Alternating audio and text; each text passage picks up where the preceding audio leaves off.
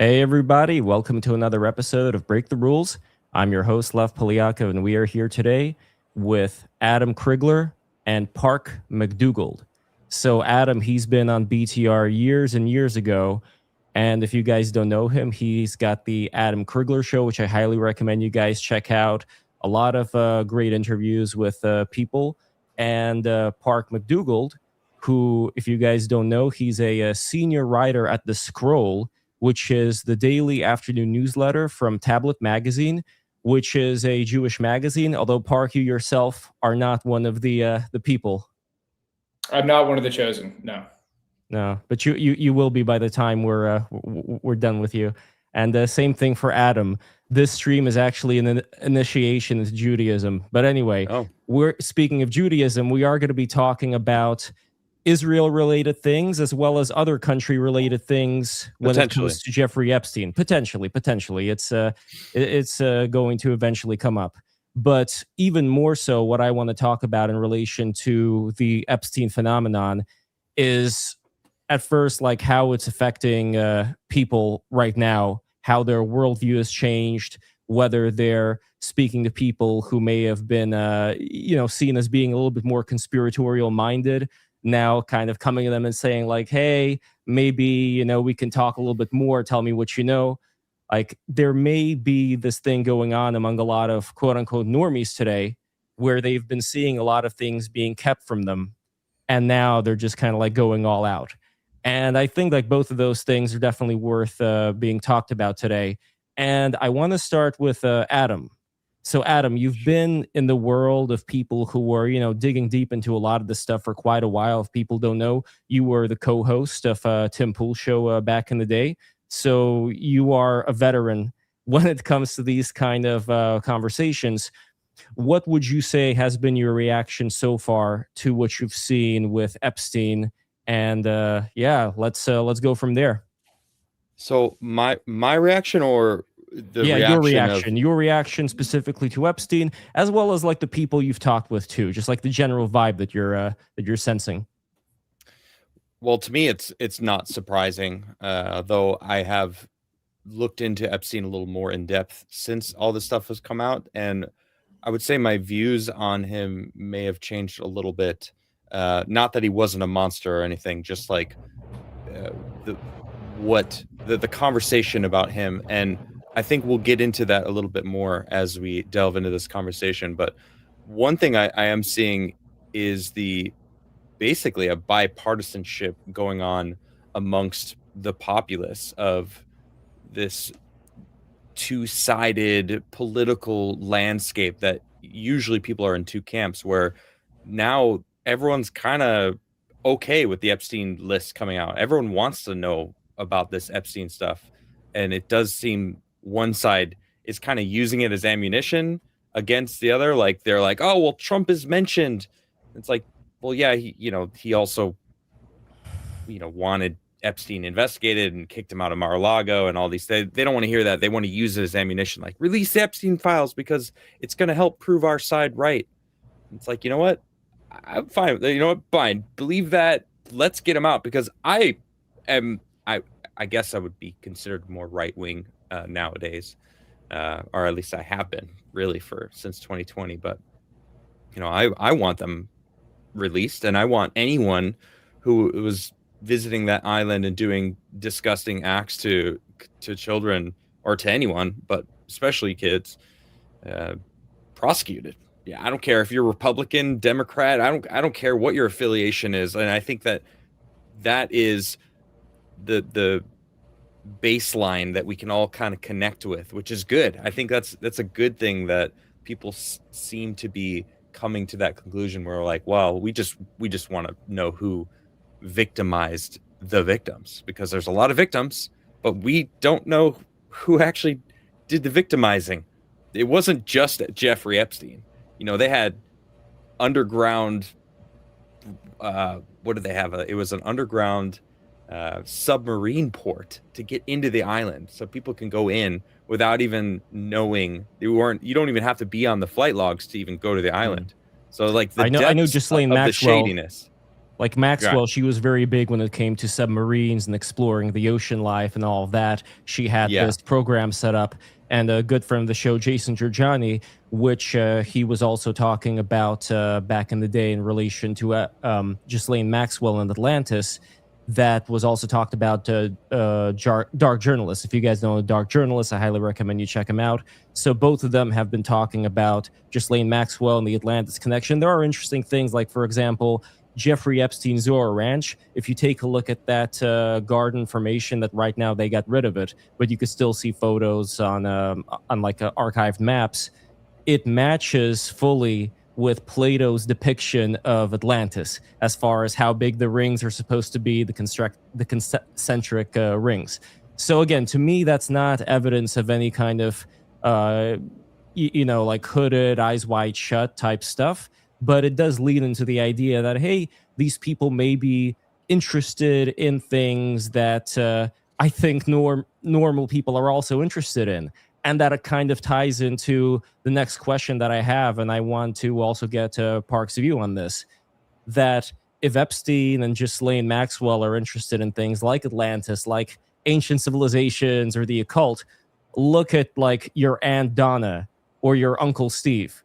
They are completely into a lot of this stuff, and the more out there it is, the more they want to seek it. Do you guys think that that ends up also muddying the waters when it comes to actually figuring out like who did what, if all of a sudden we're getting a lot of this stuff that's, of a slightly more esoteric fringe nature, that's just brought up without people, doing then like the due diligence of figuring, well, who said this or what was the context, yada, yada, yada. So before Park, Adam, any quick response to that? I don't really know much about their interests in ancient civilizations, Atlantis. So I don't have anything to add there, no. No, that's fine. Park, how about you? Not about Atlantis, but about just this general need that people see of wanting to find things that are the most succulent, the most esoteric, the most out there, and whether this ends up muddying the water of actually trying to figure out who did what over here. Yeah, I mean, full disclosure, I've sort of been an Epstein skeptic, or skeptic of what I think is kind of some of the mythology that is built up around Epstein and the Epstein story. I mean, Adam was talking about the kind of bipartisan cooperation on I think from the Democrats, it's just totally kind of cynical and opportunistic, and they Agreed. were in charge for 4 years, and there was no interest in this whatsoever. Nobody cared. It was kind of the preserve of, some podcasts, most of them kind of in the right wing sphere, but there was some lefty. Nick Mullen of Cumtown would talk about Jeff Epstein all the time, and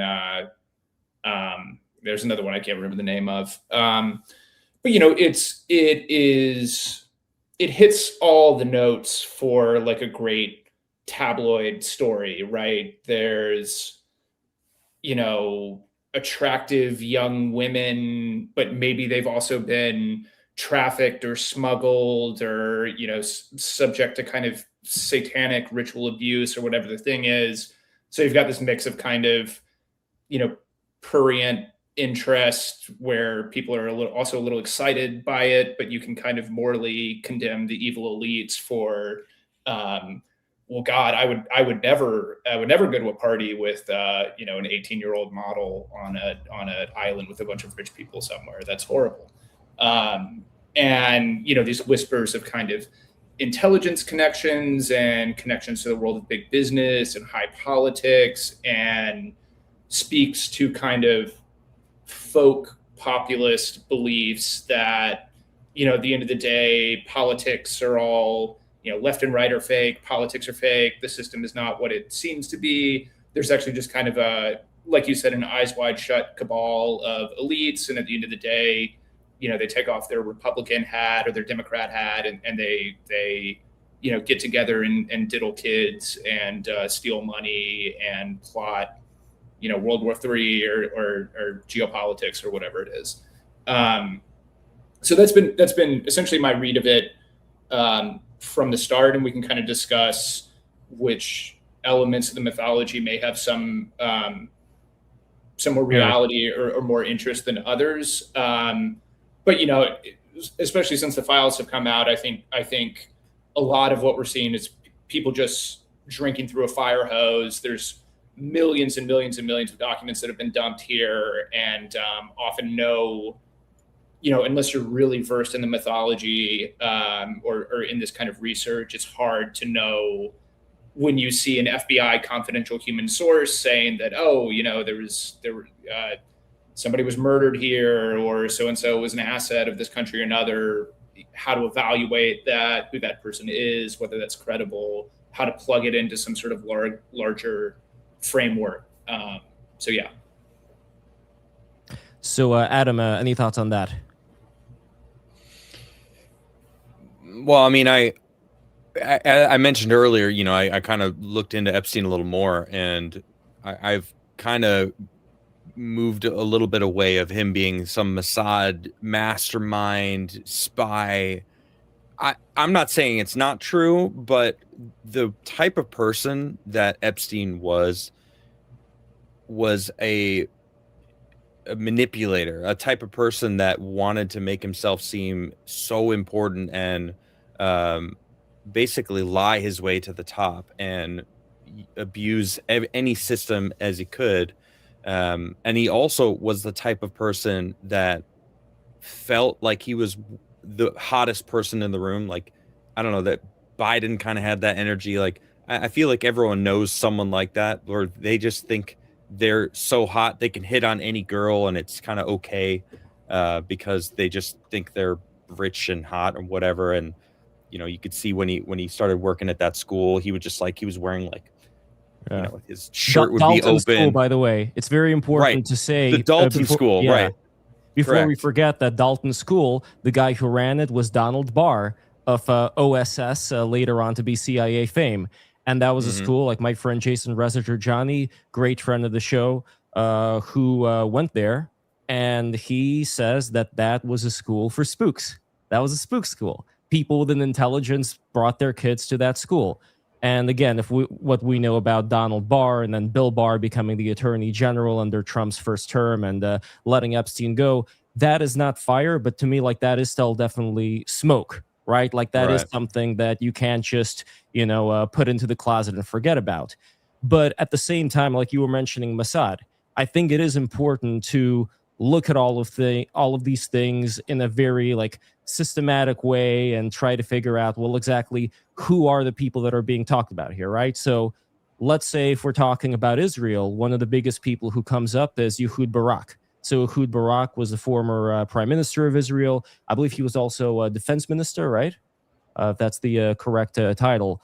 And from the emails that were found right now, we have examples, for instance, of a text showing Steve Bannon trying to plug into Ehud Barak's political comeback in 2019.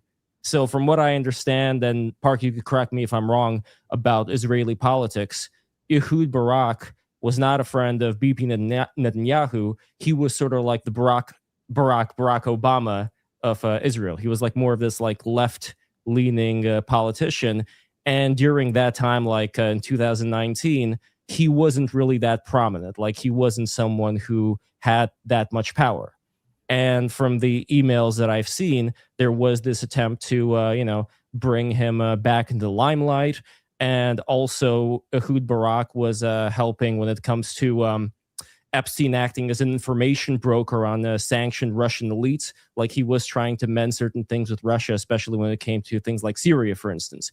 So we do have these pieces of evidence linking Epstein to Ehud Barak as far as a collaboration thing goes. Now, whether that's spying necessarily or spying for Mossad, I don't think so. But just from what you guys heard right now, if you could just take it at face value, what do you think, Park? Yeah, I mean, I think, like you said, that some of this mythology, I call it mythology, but relies on a sort of flattening of political dynamics inside Israel. So, in the sort of some of the, again, folk or popular versions of this that you'll hear if you spend a lot of time on Twitter. There's this kind of, buddies with Ehud Barak, therefore Mossad, therefore, and then ranging to the most maximalist claims of, he's running a Mossad honeypot operation to collect blackmail on American politicians, or whatever it is. Ehud Barak is, it's funny, I was in Israel over the summer and talking to people kind of close to the current government, close to Bibi, and they all wanted to talk about Jeffrey Epstein, but Jeffrey Epstein as, you see, our enemies in Israel, basically the Israeli equivalent of the Democrats, are corrupt and part of this kind of out of touch globalist elite. It was kind of less on the pedophilia angle, but they were really into this idea that Ehud Barak was engaged in money laundering with Jeffrey Epstein, and this kind of connected to the Clintons and the Obama administration, and was part of kind of U.S. What you could describe as the U.S. liberal establishment efforts to kind of replace Bibi, who they saw as an unreliable partner and kind of more independent than a U.S. government would like the Israeli government to be, with someone more tractable and more amenable to U.S. pressure like Ehud Barak. It's sort of interesting in this respect with Bannon and the kind of Bannon, Epstein, Barak nexus, that these are, we can talk about this some later, but Bannon is someone who's kind of aligned himself with, I guess, what would traditionally be more democratic foreign policy priorities, and, are not that alien to some of the stuff that Barack Obama was trying to do, which is very, self-consciously anti quote unquote neocon. We can debate whether that's a good term, but let's just use it for now, where, Bannon has wanted to seek better relations with kind of traditional U.S. adversaries like Russia, like Iran, possibly with the Chinese. He's sort of back and forth on China. But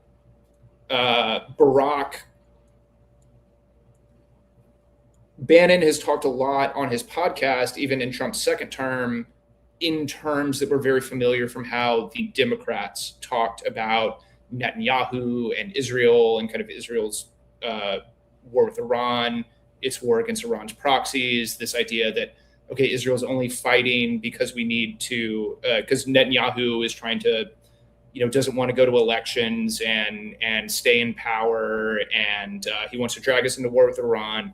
These are really familiar talking points from kind of like late Obama era debates over the JCPOA that the Dems were pushing out. So my point is here, it's actually, there's a natural way in which Bannon, despite being kind of on the populist right, slots into this, influence access network that Epstein has built for himself, where he strikes me as basically a fixer, where he's connecting, you're Steve Bannon, you need to get in touch with someone in the Israeli establishment. He can put you in touch with Ehud Barak, and you guys can collaborate on whatever your little scheme is. For sure. Now, I also want to address the elephant in the room, which is there is a perception, especially right now when things are very heated, that, oh no, you guys are just running cover for Israel and you're trying to whitewash whatever secrets are out there. I want the people in the chat right now, send in your super chats. With those super chats, state the specific things related to Israel, the specific issues and Epstein and Israel that you would want to be covered. And I would love to cover them. I don't want to hide anything here. I tried doing a lot of research as far as the things that I found that actually have some meat to them, so we'll see what happens. But Adam, in regards to what Park was talking about with Steve Bannon, what are your thoughts? Because that's been another one of those things that you yourself mentioned, Adam, the splitting of people within the right through these Epstein files. I think what's been going on in relation to Steve Bannon has played a big role there. What are you currently seeing going on with Bannon? I honestly haven't really been connected too much to it because I have a 1-year-old. I've been pretty busy in life outside of this kind of stuff. So I heard that this stuff was going on. And I'm actually like learning as we go right now. So I really can't add. I don't want to speak on something. No, that's all right. Informed on. Yeah. I mean, people have been, accusing Bannon of this and that and collaboration with Epstein with the documentary. But I do agree with part. If I could just jump in quickly, I think big picture on the Israel stuff, I just don't know why. Can you hear me? It looks like my image I can, froze. but your camera is frozen, but I can still hear you. Yeah, okay. I don't know why we need Epstein as a variable to explain either kind of Israeli policy or U.S. policy towards Israel. And that's the thing that I would kind of ask anyone who believes he was some sort of Mossad asset or, unduly influencing American politics on behalf of Israel. Because, contrary to kind of some of the popular mythology, I just don't think the historical record bears out that the United States has moved in lockstep with Israel or done everything the Israelis wanted for, including the Trump administration, but every administration ever, basically. Even the Iraq War. Bibi wanted the Iraq War, but he wasn't in power at the time. The prime minister at the time, Ariel Sharon, did not want the United States to invade Iraq and warned the United States against it, and then decided to publicly support it to be a good ally once the United States had decided to do it. But, I don't know what it actually explains to posit that, Epstein was this kind of Israeli super spy that you can't more easily explain with, stuff that's better supported. Adam, where do you think? Yeah. Well, I was just going to say, I do think the idea of him becoming a spy or at least a honeypot operator, when you look at him and Ghislaine together, because him alone, he's probably like loved the idea, if he's still alive, that's a whole other thing, but like he probably was the one who loved the fact that people thought he was some super spy because it built to his infamy, right? And he's the type of person, what it seemed, that wanted his reputation to be known. Like he wanted it, not necessarily like the trafficking side of things, but like the billionaire investor / because like there's billionaires that were letting him, like giving their money to him to like have them, which is whatever. I don't know why they were trusting him with money, but it's because he had this air of convincing people around him that he was capable of doing stuff, whether or not he was. But when you look at Ghislaine and like her father and like how he kind of had this like media empire and her connections and then like them two together, then it starts getting a little more shady and seemingly, I think Jeffrey alone, but when you like add Ghislaine, it's like, all right, well, it really does seem like they had connections with all of the elites everywhere. So I don't know, right? It really, if it was a huge international honeypot operation that had governments being brought to their knees because the people making decisions were doing disgusting things and were caught on video. I haven't seen any videos. I don't know if I want to see videos, but like I have yet to see like evidence. Like the most evidence I saw was like what, Prince Andrew over some woman on the ground. Like I don't know. I mean, I'm in this phase now where I talk about UFOs a lot on one of my shows and like this kind of stuff.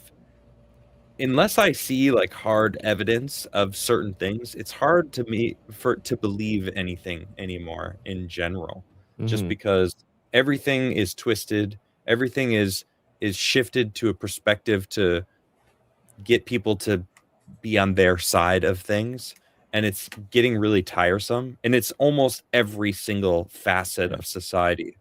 So but how would you even talk with anybody then? Like, that's the problem, right? When we have guests on, when we have guests on, they bring up certain points.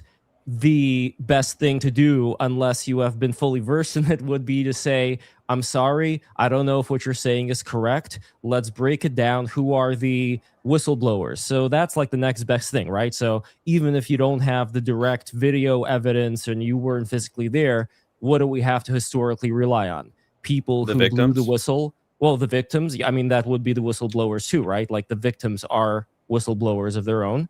Likewise, we have people like Ari Ben Menash, who used to work for Israeli intel back in the day, and he wrote several books. Allegedly, yes, I understand. But that's the thing, right? Like, if you're talking about people who are former spooks, how many lies do they end up feeding you? At which point you have to also then corroborate what they say with other people who have experienced similar things. So if we allegedly talk about Robert Maxwell being a triple agent working for MI6, after World War II, and he was helping the British fight against the Nazis, then he was working for Israel and the USSR. He was very, very close with the Russian Soviet government during those times. And what I found to be particularly interesting is that there are a couple of whistleblowers that talked about the inheritance of Robert Maxwell's legacy. Because there is this whole talk about Robert Maxwell and Ghislaine Maxwell being his daughter, but like, what's the connecting chain there, right? So the two reports that I was able to find, there was an FBI report from the allegations of this guy named James Hatt, if I'm pronouncing that correctly. He was a British businessman and a former Soviet telecoms executive.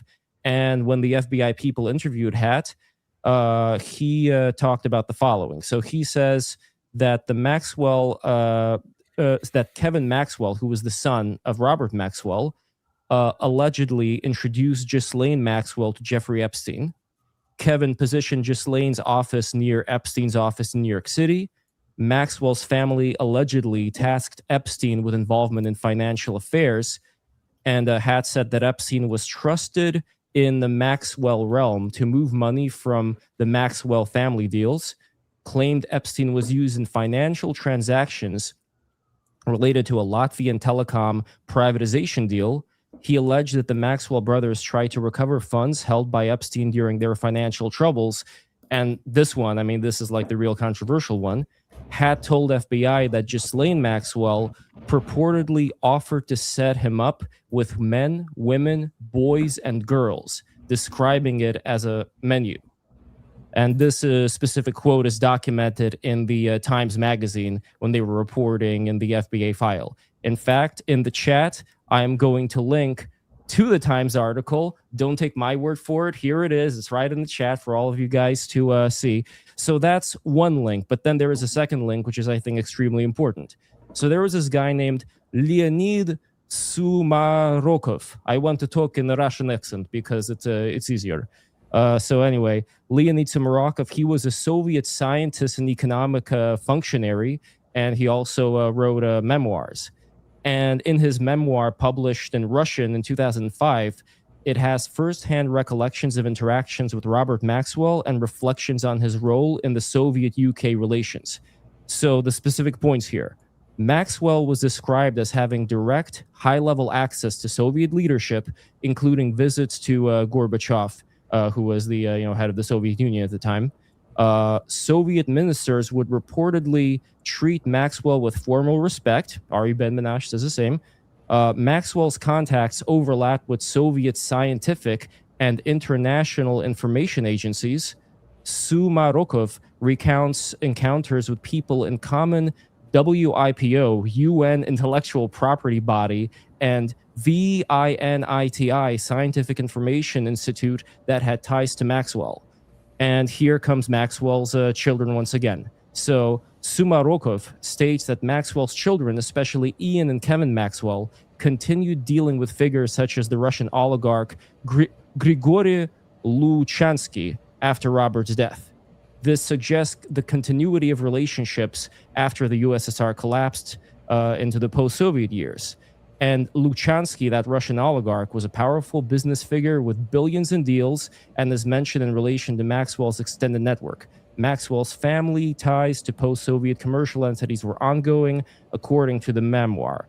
And lastly, Sumarokov quotes former KGB chairman Vladimir Khrushchev, not Khrushchev, Khrushchev, different guy. Also, by the way, someone who Ari Ben Menashe said was friends with Maxwell. So he quotes Vladimir Khrushchev saying, "I think the business with Maxwell is not over yet." So there we go. That's the bridge that I was able to build right now from Robert Maxwell to what may be going on right now. So I don't know what you guys think of that, but I just wanted to lay it all out there. I mean, my first thought is like, I don't know. I don't know how much I trust Ari Ben Menashe, you know, but since we're kind of like tossing around theories, one that's been, this is not original to me, but has been floated to me by someone who kind of studies this stuff, which is, you know, Ben Menashe may have been a guy that the Russians used to kind of as a cutout for shifting responsibility for their kind of assets or operations or whatever from themselves and the, you know, KGB and successor agencies to the Israelis. And, you know, the data point here is that Ben Menashe was like the big Maxwell Mossad guy. He'd been banging this drum for years and years and years. And if you kind of go back, a lot of the reporting on Maxwell's role in, you know, Israel related, whatever, the arms dealing or something, it's, you know, either single source Ari Ben Menashe, or he's one of the most prominent quoted sources. He's also very big in the Epstein mythology, or kind of the broader Epstein lore. He is a major figure in the kind of Whitney Webb extended universe, which filters into a lot of the more, so the kind of the Ian Carroll version of the Epstein story, that Epstein is an Israeli kind of honeypot, Mossad honeypot operation. That comes from Ben Menashe via Whitney Webb and her kind of extrapolations and exaggerations of Ben Menashe's stuff. But what Ben Menashe is doing is, you know, it's Israel, Israel, Israel, Israel,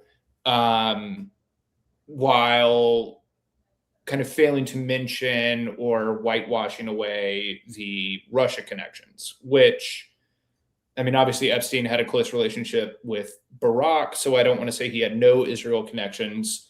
On the other hand, Barack was out of power at the time, you know, he was palling around with Epstein.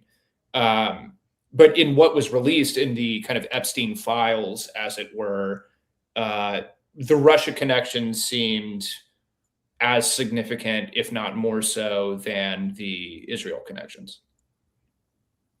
So I don't know, like right now, a lot of the people in the audience are probably going to programmably go, no, you're putting Russia to hide the crimes of Israel. You know, that should be. But the real thing is it's the opposite. We've been, you know. I mean, look, there's a middle layer. The middle layer is that we do have Russian Jewish oligarchs who have an investment in Israel as well as in Russia, who, frankly speaking, are not people that I very much appreciate. And they have been people that have been also shown to be connected with people that Epstein's been connected with. So it's not like this black or white thing. You're going to have people that are going to be involved in both. But the reason why Israel always had kind of, I mean, it was mostly in the U.S. camp during the Cold War, but they always kept relations with the Soviets and the Eastern Bloc, and you know, especially in the 90s, tons of Russians moved to Israel, and that kind of strengthens the Israel-Russia ties even more. So it's not, you're right that it's not a black and white separation. I mean, even Ehud Barak talked about wanting to import millions of Russians into Israel as this particular plan of his. But Adam, as far as what I said relating to James Hatt, talking to the FBI, and Leonid Sumarokov, these are, from at least what I understand, new to you. But again, like, if all of these have been corroborated as far as these whistleblowers go, yeah, we're not physically there. But is that still something that gives a little bit more, I don't know, a little bit more grounding to these conversations? That we do have people who actually spoke to the FBI, who wrote memoirs, who were involved in like the Soviet politics, like this Leonid Sumarokov guy. Just speaking to the FBI, I don't trust the FBI. I don't trust governments. I think all governments are trash. I think once any human being that wants power is usually because they want to control other people, and that's tends to be the people that end up in governments. And I think Israel's done shitty things. I'm sure Russia's done shitty things. I'm sure like America's done shitty things. Like every government does dirty things that the average person would probably think is horrible. But that kind of muddies the water, though, doesn't it? When you're talking about, well, if everybody's bad, then nobody's bad. You know what I mean? No. I didn't say everybody. I said governments. That's a big difference. I'm not saying everybody's bad. I think good humans exist all over the place, but they. Well, do you think they're all equally bad? Because that's where I would. The governments, different governments. Yeah. No, I guess it depends on the level of power that each government has, because like America has way more power than most other countries, doesn't it? I mean, and probably Israel as well, and Russia. They're one of the higher tiered governments on the planet, I guess. More than like Senegal or I think we have a better government than Russia. I agree. Sure. Well, I mean, certainly a better foundation as far as our rights and stuff. I mean, America, Brandon, obviously. I don't live in America at the moment, but I'm still proudly American. Yeah, I mean, when it comes to being able to criticize certain things, like Adam, I don't think, even if you were in America, let's say, I don't think you would feel fear talking about Israel. I mean, hell, I don't even think you'd feel fear if you were to criticize. But I do. I'm on your channel. I don't want to say certain things. No. Look, I've had people on here who have said extreme things all the time. As long as it's not going to be like calls for violence, then there is absolutely no problem. Which is my point, though. Like, I've had people here who are openly. Sorry, I'm gonna have Adam Green here on Friday. By the way, it's a second appearance. If you know Adam Green, he talks a lot about Judaism, and he tends to focus more on the Messianic Judaism and like the Third Temple stuff and all that, with the theory that these particular religious people want to control the goyim and things of that nature. And it's all right. Like, I don't have a problem with him talking about it. I want to disassemble it and see like where exactly is this coming from, so we can have a better idea. But at the end of the day, worst thing that's going to happen, YouTube's going to put a strike on the channel. Let's say that happens. There was a comedian in Russia who was making a joke about this crippled dude on a skateboard, and the Russian government thought that he was talking about one of the Z veterans of the war, and they got him when he was in his hometown of Belarus. The police there, who are the same as the Russian police, they broke the guy's back, they beat him up, they threw him in jail for 6 years for making a joke that wasn't even aimed at making fun of the Russian veterans. So to me, like, that's a real big difference where, yeah, maybe there's going to be some dumb people on YouTube who may not like certain things if they trigger the algorithm or whatever. But on a lot of BTR streams, I've had conversations about Jews, Judaism, Israel all the time. And that wasn't really the argument. I wasn't arguing that you didn't have free speech, but I have 13 strikes on my channel for basically talking about and reporting things that have gone down that I've since gotten proved true. But still, because I'm on your channel, I don't want you to get a strike. And I'm specifically talking about the strikes. I'm not talking that someone's going to come break your back. No, fair enough. I mean, there is a difference saying something that was a little extreme. No, there is a difference. I would say, though, that the environment of YouTube, maybe I'm wrong about this, but it feels like, thanks to Elon Musk, who I do appreciate, getting X now, and letting the Jule flow, having people like what's her name, Emily Eucas, do the Will Stansel show and saying the kind of things that she says on that show. Like, there is this freedom that I think other channels like other companies like YouTube are recognizing. And so maybe I'm wrong, but I do wonder how many of the strikes were occurring during the time of COVID and the lockdowns, like all this bad stuff that was going on, as opposed to where it may be shifting to right now. So I don't know. At least that's just my read. Hopefully YouTube lightens up. I mean, they're banning a lot of channels under the guise of AI manipulation, but I know people that are getting banned for a few different people actually got their channels taken just because they posted a link in their own chat to a website that wasn't YouTube, and then the algorithm just yeeted them. So it's like, I mean, I would like that if YouTube actually became more of a free place, but I don't know. We're kind of it definitely sucks. But to steer the conversation back, when we were talking about the equivalence of these various governments out there, if we're not talking about, like, sure, you could say, well, it's not fully a private corporation. We've had these talks a lot, back in the day, but there is still a difference between like direct government action against somebody and, whatever bad thing occurs with corporations like YouTube, maybe being nudged by certain NGOs and things like that. Who we do America was caught doing exactly that. They were basically behind the scenes restricting people's stuff because of when Elon bought X or Twitter. The Twitter files came out, and we found out that the CIA, the FBI, and like all these three-letter companies or agencies were embedded, and probably embedded in Facebook and Google and all. I mean, Google, ever since 2016 when Trump won the first time, basically completely changed their whole demeanor to like, we have to make sure that Trump doesn't happen again. I don't know if you know Zach Voorhees, the whistleblower that worked at Google at the time. Right. So it's like these companies, they are biased. They would love to put the boot on anyone who speaks, against their narrative.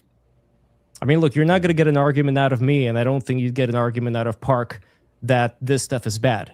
But if we do refocus on Manslow's hierarchy of needs over here, when it comes to what we're able to say and how the state ends up affecting us today, and even during the times of COVID, if we are talking about, the worst outcomes here, then I don't think that there is an equivalence in all of these governments, that there are still big differences in terms of your survivability when you do end up speaking about things that could be controversial. Could we agree on that? Sure. Well, I want to ask you because you speak Russian, right?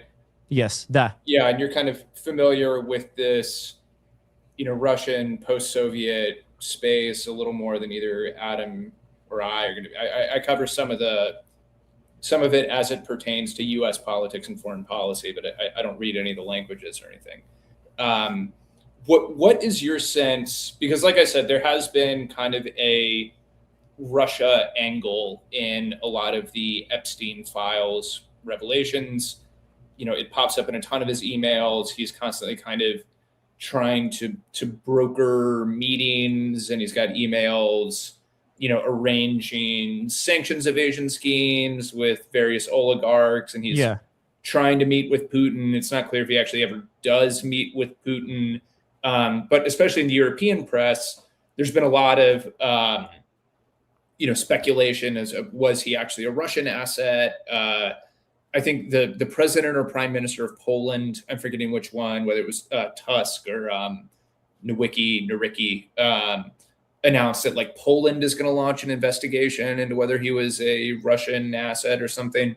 But what's your sense of kind of Jeffrey Epstein and the Russians? What role was he playing here? What was his kind of relationship with, either individual Russians or the Russians? I mean, that's a very long thing. Before I go into that, though, I want to be very fair to the people who are listening to this right now, because once again, you know, if people are just catching this midstream right now, I don't want people to think that things are being obfuscated. I also want to talk about the mega group. I also want to talk about Les Wexner and, you know, all these tech oligarch related things with Peter Thiel. All of that stuff is on the table. So I, once again, want to tell everybody that I don't believe in this kind of censorship at all. I want everything to be out in the open. But one thing that I do notice, which I know what happened with Adam over here, but one thing that I do notice is that whenever Russia and Epstein right now are getting brought up, the usual response is for people to go into their camps where one side is not going to talk anything about Israel just because they understand that certain things could be misconstrued or, you know, elevated into some kind of a blood libel thing, right? But then the other side doesn't want to talk at all about Russia because they think that, well, that's just a gatekeeping device to hide us from the real truth. So once again, like to everybody who's listening to this right now, if you have certain things, if you don't want to send a super chat, whatever, I prefer you send a super chat. But if you have certain things, certain revelations that you feel that we're not covering right now, just spam the chat. I'm eventually going to get around to seeing it. But anyway, as far as Epstein and Russia go, so what do I notice? So we have people like the FSB trained Russian official Sergei Polyakov.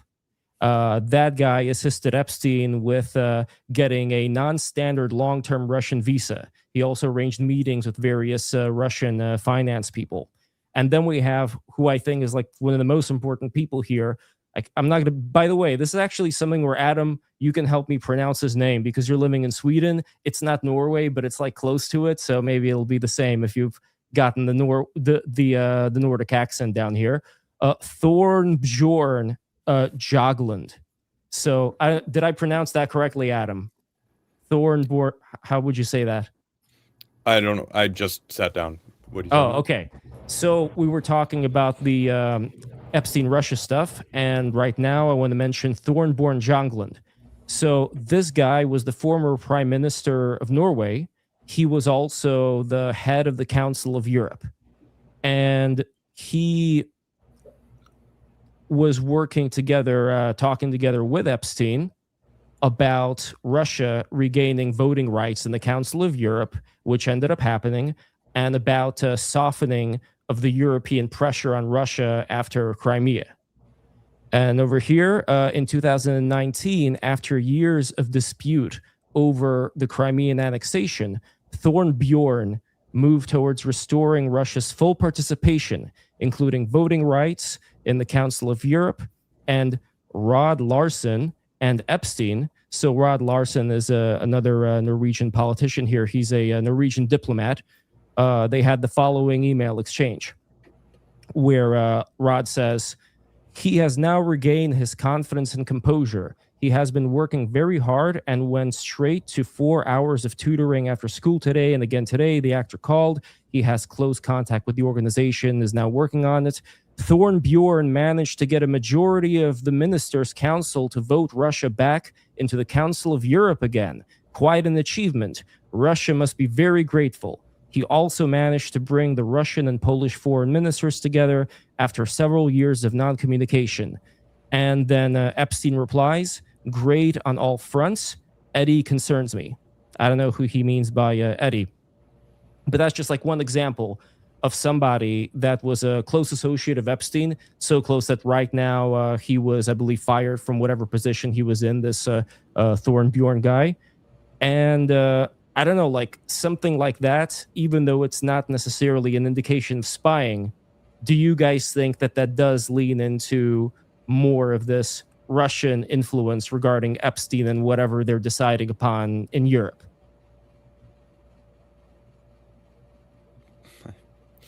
I'm so out of my wheelhouse. I would love to add more to this conversation. I don't even feel like I belong here right now. No, yes, you do belong here because you are somebody who is coming into this kind of like Gulliver from Gulliver's Travels. You are absorbing this particular information. And again, if you believe, which I hope you do, that I'm talking to you about this in good faith, sure, then, you know, like presenting these things as they are, as I've read about them in the Epstein files, does that change what you think could be the way a lot of people on YouTube, on these channels that have been against the COVID regime, have been against the lockdowns, and have been against a lot of the stuff that the United States government and our intel talks about, including, you know, Russia, Russia, Russia. Do you think that presenting things of this nature, where we have the documentation of the relationship that Epstein had with this former prime minister of Norway, you know, bringing him into the fold with all these girls and all that stuff, and how they were in favor of bringing Russia back into the European fold? Like something like that, if I was a spy, I would say job well done when it comes to getting, you know, Russia and Europe to be closer to each other through using the prime minister of Norway. Well, Putin wanted to join the EU in like the late 90s, didn't he? Hasn't he been like, he was advocating for that a long time ago, even before this situation with Norway. Well, you mean like before Crimea? Yeah, I mean, long he has before. been advocating for that, but at the same time, one big problem that occurred then is you had Russia's war with Chechnya, you know, where countless people were massacred by Russia, and you also had this other problem with Moldova, where you had a new Transnistria, which was this kind of breakaway state inside of Moldova, which is kind of like a holdback from the Soviet Union times, and it was still there. So you didn't NATO, not EU, correct? Jeez. NATO, right. yes, NATO. So you didn't really have a lot of trust that Russia, you know, especially when it got people like Putin in there, who was part of the KGB, you wouldn't really have as much trust as you would have, let's say, back during the days of Gorbachev, when he was talking to the first Bush administration, where, you know, maybe they thought it would go into a different direction. But that's why, as far as this idea, well, they rejected poor Russia. Poor Russia wanted to be a part of, you know, the greater Western society. But again, like if you, I know, Park, do you think that it was wrong for Russia to have been rejected at that point when it comes to all the stuff? Like, could the Chechnya stuff have been, you know, kind of dismissed and not really factored into the whole thing? I mean, in my view is that U.S.-Russian rivalry is, you know, effectively dictated by geography. So, you know, I think the conflict's kind of structural, and it's reinforced by, you know, cultural differences where, you know, compared to Western Europe, I think Americans and compared to if you're an American and you go to Europe or something, or like talk to Europeans, like, yeah, they're kind of like Democrats or something like that, but they're not like that. Their way of viewing the world is not that different than ours. It's still recognizably Western, and you know, I don't think that's true of Russia. It's a very different society, and you know, there's a laundry list of reasons why there's conflict, but I think the basic conflict is Russia has been in sort of structural geopolitical conflict with first the British Empire and then the United States and kind of our system for basically 200 years. And we've only really had good relations with them when there was some larger threat for, you know, continental hegemony in Europe, basically Napoleon, Wilhelmine Germany, and then Hitler. That's when the kind of Anglo-Americans can team up with Russia. Otherwise, we're constantly fighting over who's gonna control or have more influence in Europe. So I don't think, yeah, there are certain things people could have done differently, but I think the conflict is kind of baked in. A rivalry, maybe. Here we have a super chat from a Shiba Inu guy named Byron Sin for $10. Thank you so much, Byron Sin. If everyone decided here, let me switch the screen here a little bit better. Here we go. If everyone decided Epstein worked for Russia instead of Israel, what result are you looking for? Sudden full support for Ukraine? The entire elite class seems implicated by a foreign power either way. That's a good question. I know, Park, or... Same. I'll jump in quickly and say, okay, go. I don't really think, I'll make it brief. In my view, I don't think Epstein was was working for Russia in that sense. I think he was playing this similar kind of role of fixer, connector. He also has his, personal interest in collecting as many influential or famous contacts as he can, because that means more money and influence and access for him and whatever. But he's drafting on policy that's set by, as this commenter said, the entire elite class. I don't think prior to the breakout of the full-scale war in 2022, I think most European elites wanted to go back to some version of normal with Russia. And they just hoped this problem would kind of go away and they could continue buying cheap gas. And I think that's basically what the United States wanted as well. That's certainly what the Obama administration wanted. And I think what the Biden administration wanted before the invasion happened. And that's for, nobody wants to fight a war. And for Obama and Biden in particular, Russia was really important for their Mideast diplomacy and trying to broker a nuclear deal with Iran. So they didn't want to totally alienate the Russians. So by kind of working behind the scenes to connect sanctioned Russian elites with Western elites, I think, I don't think Epstein was changing policy. I think he was kind of working with what both Russian and Western elites wanted at the time. Do you agree with this quote over here from Colin Didier? If Epstein worked as a connector, then it's basically saying he is working at least in parallel with Russia. Like, where is the line drawn between connector to, asset or spy?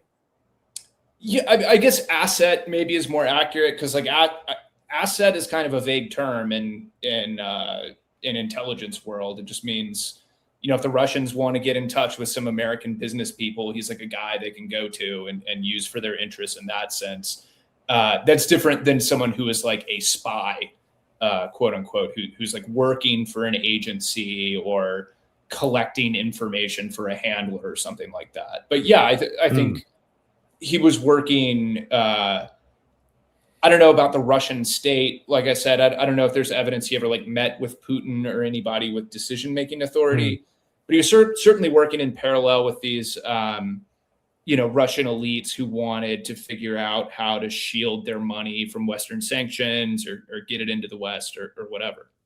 Well, one particular example is Maria Drokova, who, by the way, quite recently, she locked her Twitter account, but I still managed to get all the people she was following, or the people who were following her. So anyway, Maria, she was a former activist of Nashi, which is this Kremlin youth pro-Putinist mobilization thing. And she was even famous at that time for giving Vladimir Putin a kiss. I think they even turned that into a movie. And she was brought in, connected with Epstein, and brought into the Western venture capital tech world. And in fact, a lot of the people who she was following, they are, people who are well regarded within Silicon Valley.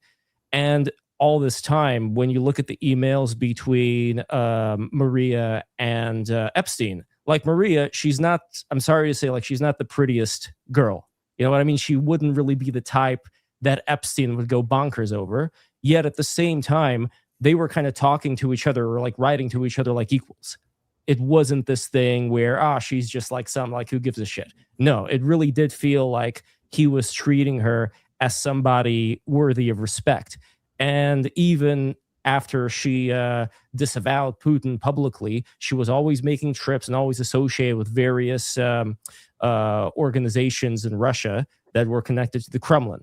So I'm pretty sure that somebody who has been groomed in this sense into that world of, the inner Russia politics, that if they become Epstein's PR gal, which she was, then that to me does lean a little bit more into the handler direction than somebody who would just be a glorified assistant that Epstein could just, curse out and talk down to, because he was not talking down to this lady at all. So I don't know. To me, that's a little bit more smoke right there. Yeah, I mean, again, I don't think we need to posit that he kind of had a Russian handler or something to explain some of the behavior. On the other hand, you're more familiar than me with this kind of the Russian end of this world. So, I'll sort of defer to you somewhat on that. But I want to defer right now to Adam. Like I don't want this to be a thing where we have like this. So it's what's the word? When somebody in Congress like keeps saying something for a very, very long time. Filibuster. Yes. I don't want this to be a filibuster. Adam, if there are things, and again, I know you're talking about like the YouTube algorithm and all of that. If there are things that you think that we are not talking about that could be talked about in such a way as for YouTube like not to kick the channel down, I'm all ears. Like I want there to be some kind of. I would like to respond to that super chat. Please. Because Byron asked, if it was found out he was working for Russia, I don't care who he was working for. Like I'm very firmly in the camp of America first. America should focus on its own, and I want the victims to get justice of the people who were victimized by Epstein and whoever the fuck else. Like I don't care who he was working for. I don't give a shit. Like if it's Israel, if it's Russia, like I want to sever all the ties that anybody has influence over any politician in America that are being influenced to do something other than what's best for the American public. Like I'm firmly in that camp. And like all of the conversations are trying to like push blame on stuff. And it's like, I want to just like sweep everyone out and just make sure we get people that are in government that care about the American people, that care to actually do the wishes of the people that voted them in. Not bring in H-1Bs to replace everybody, or illegal immigration or whatever, and like all this shit that's just making or printing how much did they print? $12 billion or some more money that they just printed yesterday to just more inflation. It's like, it's insane what's going on. Like it doesn't matter who he worked for.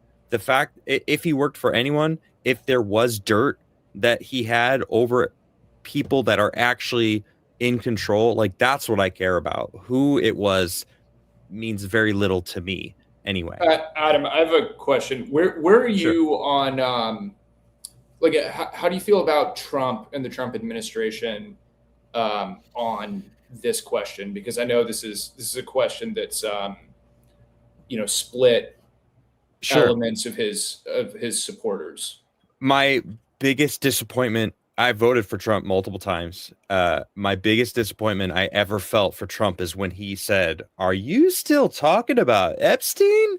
I was like, fuck yes, we are. What do you like? That just, it almost was like a smack to his base. It's like we all thought, the people who voted for him, or I'll speak to myself, like I thought that he at least seemed to have some sort of an idea of what his base wanted, right? And for him to say that, it felt almost like not like a stab in the back, because it more showed me that you don't know as much about your base as we thought you did, because I think the Epstein stuff was a bigger deal. Like Epstein didn't kill himself is a meme that came from the right, not the left. You said it yourself, like the left had power and they didn't do shit. They didn't talk about Epstein. They're only using it as ammunition against Trump. It's like he's in the files, but like it doesn't say anything. It's not damning, Eddie, like chat, like there all these people, oh well, he's listed, and it's like, well, so is a ridiculous amount of people. Like there are so many people. Epstein was in these like circles of like all of the famous people. Like that's what he wanted. He wanted to have influence. He wanted to surround himself with people of note, to lift himself up, to make himself seem bigger than he is, which is like, he was a manipulator. That was what he did. So, I mean, I could fully see that he was just a slime ball that manipulated his way into like the greatest circles and just slept around. And like, that could happen. Or he could have been, a handler. He could have been a honeypotter, like all these things. All of these are possibilities. So but as far as that was Trump, a low point for you. Do you feel now that there's been the kind of release of the files, where are you on kind of the admin and Trump and how they're handling it? Well, I'm really disappointed in Pam Bondi, the way that she's been handling. She handled all this. She basically said the files don't. She has all the files, and there's no files. There's no list. There's a list. Or Cash Patel, right? Yeah, Hashtag cash is coming. It just feels like they are not communicating, or I don't know. It just feels like Trump is doing what he can. I don't know. No, but what you're saying right now, it kind of goes into the problem that I have with your vision. Not that I think it's a bad one. I think it's a very beautiful vision. Which one vision? One day we're going to be able to get rid of all this corruption, all of this toxicity. That's never going to happen. Okay, good. Never going to happen. That's look, utopias don't ever exist because human nature is chaotic and. So where can we get to then? Selfish. What is the point at which you would say, "All right, we did a good job, fellas. Let's rest for a little bit." You know, when my son is taken care of, that literally my world changed when I had a child. My world got a lot smaller. I in 2020, I realized how everyone needs to be a part of the political conversation and be somewhat aware of what's happening as far as the direction of politics, which I still think is true. But I spent 5 years delving into trying to answer that question. You know, how do we get to this place of, okay, you know, we're set, we're good now. All right, we're like, finally, we're back at like a baseline, which is we can build on. I don't know if that's possible. I don't know if that's true or you know, if that's ever going to happen. The best that I can do is just make sure that my son and future kids have a good life. I don't know, you know, it's absolutely. Like, but we also have an opportunity to, since we have a voice and we have people that listen to us, to shift things into a better direction, right? So when it comes to, again, this Maslow's hierarchy of needs, if, for example, we have something that's related to geopolitics, something that's related to one side invading another side and causing like a World War III scenario that all of us are going to be involved in. If you're somebody that takes a look at that and says, well, I don't want this to happen, obviously, what can I do to, you know, mitigate this issue? Then yes, there are horrible things that are going on in the United States. There's all this corruption, this stuff with Epstein and whoever ended up replacing Epstein. Like, all this goes on behind the scenes. But then there is still this matter of, well, what actually does happen to, you know, even the United States, you know, let alone Europe. I think with Russia, like, Europe is even in a more of a dangerous spot. But you can understand, again, like, where I'm coming from here, right, Adam? Like, if I see that as being an important thing. But the reason why I'm saying this is that I noticed that there have been channels who are more on the, you know, more on the MAGA side, who, after all of these news reports came out about the Russia connection to Epstein, one would think, and I don't want to name this particular one, but just like as an example, one would think that they would just like drop Russia in and say like, oh, they were talking about some Russia stuff. It doesn't matter. It's a waste of time. They didn't even say that. They said nothing at all. And this was the week when the Russia Epstein stuff was really, really hot in the news. They said nothing about Russia whatsoever.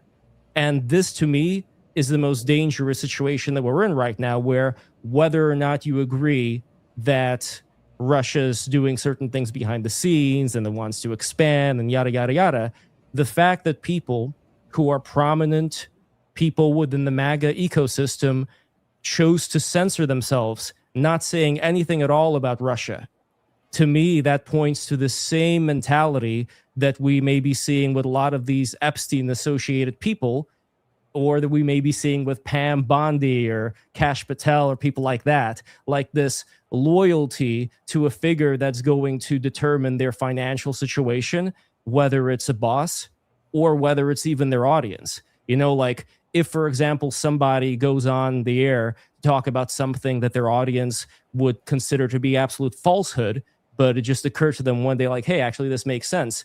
They probably lose some of their audience, right?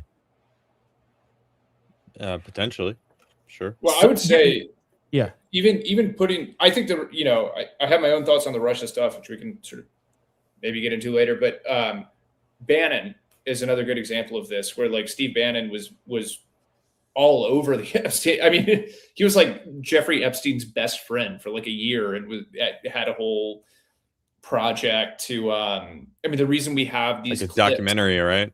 Yeah, the reason we had these clips of Jeffrey Epstein talking is because Bannon was doing this documentary, and then there are people who kind of work with Bannon or in his orbit in some way, who have been like major boosters of kind of the Epstein storyline, who are still out there being like, we need more releases, we need to get the bottom of it, and just totally silent on Bannon's role, whatever Bannon's role might have been. And as with a lot of things in the Epstein files, people can make different interpretations and kind of support different interpretations with, point to emails or evidence. But whatever you want to say that relationship is, you just totally ignored it.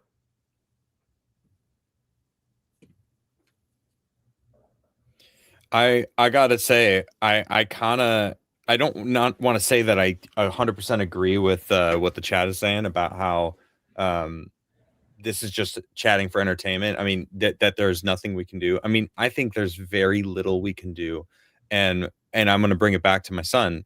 The best thing that I can do is have children and prepare them for the future, and because all these old fuckers are going to die someday.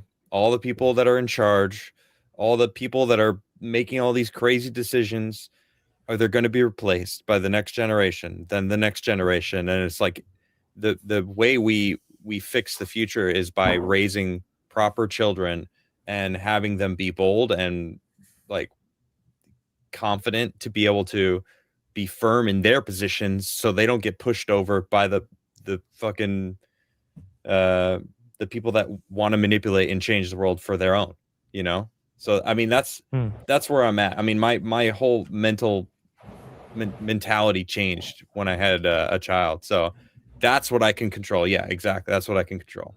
Do you think, though, Adam, that things that you talk about do make waves, kind of like the butterfly causing the tsunami?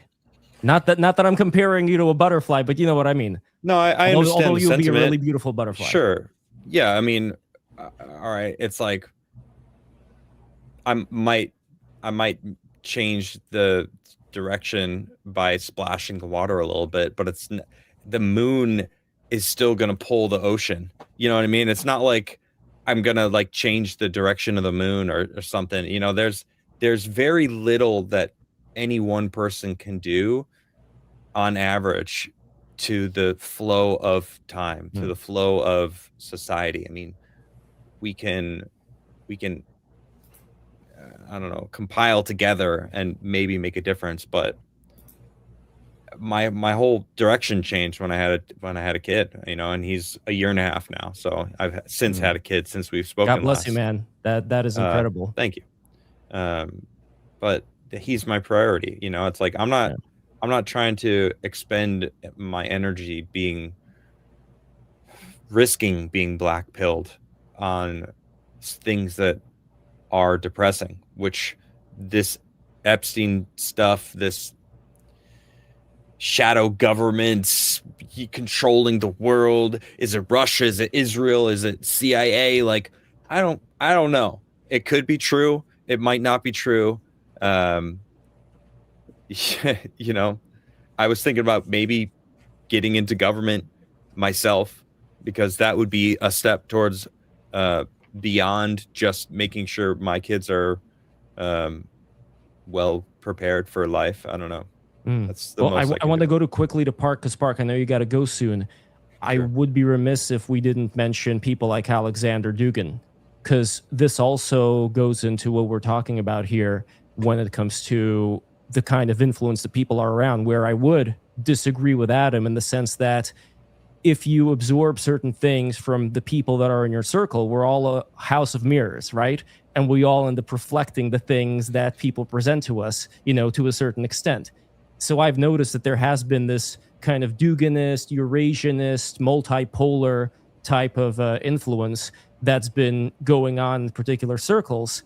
And I would say that if something like that was addressed, was put out there in the open within those circles, then that would actually be kind of like the butterfly creating the tsunami.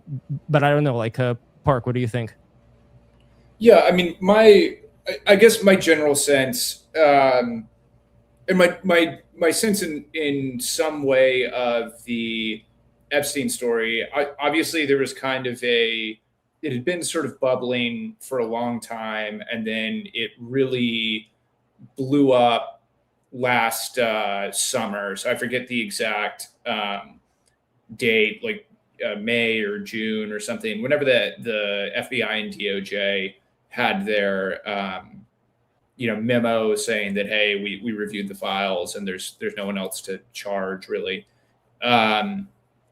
There's an interesting report from this place called the Network Contagion Research Institute, NCRI, that was looking at the kind of seeding of a lot of the specifically anti-Trump Epstein stuff on Twitter. And basically what happens is when Elon Musk crashes out with the administration and picks the big fight with Trump on Twitter in May, one of the things he says during that crash out is, Trump is in the Epstein files, and that's why he won't release them. Once that happens, this very large kind of network of, I realize it's difficult to talk about these things because of what happened in 2016 and Russiagate and the way that kind of either false or exaggerated allegations of Russian interference and disinformation were weaponized by the Democrats to kind of delegitimize Trump's election. Nevertheless, there are these kind of like propaganda networks that mostly Russian, but also, the Chinese play in this space, and the Iranians and kind of, various anti-American terror groups around the world just kick into gear and are like, Trump, Epstein, Trump's in the Epstein files, Trump's a pedo, Trump was fucking kids, Trump is, the Israelis have kompromat on Trump, and that's why he's backing Israel. That's why he's going to bomb Iran. This kicks into like overdrive after the 12-day war and U.S. participation in that, to kind of explain why the United States took the stance it did. And it's also getting picked up and amplified by people, very influential people in this kind of MAGA ecosystem, like Bannon. Ironically, we now know, given how personally close he was to Epstein, that he basically, knew he knew this wasn't true and was kind of pumping it out anyway. And Tucker. So Tucker does this at the Turning Point USA rally in late June or July, where he comes up on stage and says, Jeffrey Epstein was working for, I forget if he says Israeli intelligence, but a Middle East intelligence agency collecting blackmail on people to make them obey. And we're just sort of off and running from there. And that's kind of the immediate prelude to what ultimately leads to the administration having to release the files. So I know that's a bit of a long buildup. Point being that not Epstein in general, but the specifically kind of anti-Trump, Trump controlled by Israel, Epstein as a Mossad asset, that valence of it was very demonstrably coming out of kind of Russian communication channels. And then basically there's an ascending chain of influencers. So you go from a bunch of random dumb fuck Russians that like nobody's heard of or cares about. And then it gets picked up by these kind of like anonymous blue check breaking news accounts that are, but they're based in Transnistria or something. And then from there to like Jake Shields, Jackson Hinkle, the kind of low IQ anti-Semite influencer tier. And then from there, you go to Candace, you go to Tucker, you go to Fuentes, you go to whoever, and then it's mainstream. then you get a soft version of it on Megyn Kelly or whatever. And that's kind of the pipeline for how the information enters, basically normie discourse. And yeah, I mean, Lev, to get back to your original question, this is kind of the water that the Dugin Eurasianist stuff is swimming in. And, whatever, it's not that whoever is a Russian spy or is getting paid by the Russians or whatever, but what the Russians want to do is weaponize kind of generalized mistrust of elites, mistrust of the government, and just kind of turn that up to 11 or 15 or 25 or like however high the scale will go. Just get it to where nobody believes anything. They don't trust anything the government tells them, anything they read in the newspaper, sometimes for good reason. Sometimes the government has lied. Sometimes the newspapers have been wrong. But obviously there's kind of a balance here where if you just don't believe anything, it's politically paralyzing. It's politically paralyzing for the United States. And then, to kind of pry open these pre-existing social divisions in the United States, so along the lines of race or ethnicity or politics or whatever, but just pry those open as much as they can. And I think where the Russians have been successful is in kind of, where in these media ecosystems where there's already a lot of kind of pervasive distrust of the mainstream. Again, and I'm not saying that mistrust is wrong or misplaced or not justified in some ways, but it's hard for people to live in a state of kind of constant nihilism or epistemic confusion. Like they want to believe or something. It feels like there's nothing you can do. Like it's all. And you really, humans in general, you need a larger framework to like make. Otherwise, like news is just random data points that means nothing. You've got to be able to plug it into something larger to actually make sense of it. And Dugin and the Eurasianists and others like them, where they've been successful is in kind of trying to provide an alternative framework in these alternative spaces to say, okay, no, the actual problem is, that the U.S. government is controlled by the Zog or the Zionist, there's like a Zionist mafia connected to the Rothschilds that's, trying to use Ukraine to engineer World War III with Russia. Yeah. And, NATO is somehow involved in this. So, and therefore, if you're a patriotic American, what you should support is, and then it's just a laundry list of kind of like Russian/Chinese policy priorities, which is, leave NATO, cut off Ukraine, cut off Israel, lift sanctions on Iran, lift sanctions, whatever the ask is. So it would then trickle, you think, into actual policy decisions that politicians would make? Yeah, I mean, on the policy thing, just going back to part of our earlier conversation, I just think there's always been influential factions in the West. And look, to some degree, it's legitimate. You can kind of believe whatever you want about foreign policy. There's always been factions in the Democratic Party, also in the Republican Party, who favor a more, are more skeptical of the U.S. role in the world and want better relations with Russia and don't really care about Ukraine, don't really care about Europe, even to a large extent, and feel that, the Ukraine war has become an obstacle to that. I mean, and cards on the table, I'm kind of a hawk on Russia. I think we should be, I wish Trump was still supporting Ukraine with military aid more than we are now.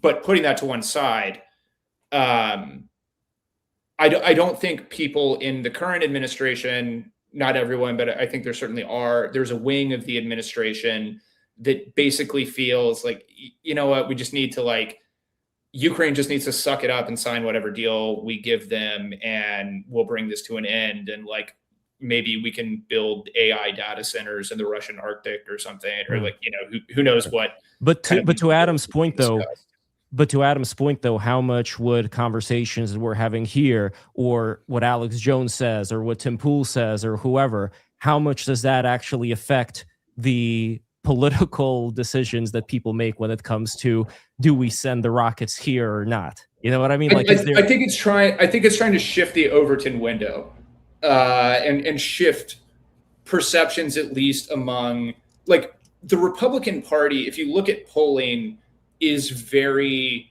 hostile to Russia. Even if there are some of these kind of like influencers who are more pro-Russian, it's like a 75-25 issue.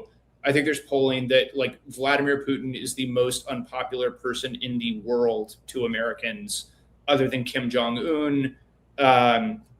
So if you're trying to do this kind of triple bank shot foreign policy move where you establish some sort of new détente or condominium with Russia, or even, you know, Bannon has explicitly talked about teaming up with Russia and making them an ally, and there'll be kind of a trad right-wing Christian alliance against China. Yeah, and we'll be like the super friends and team up and fight China with Russia.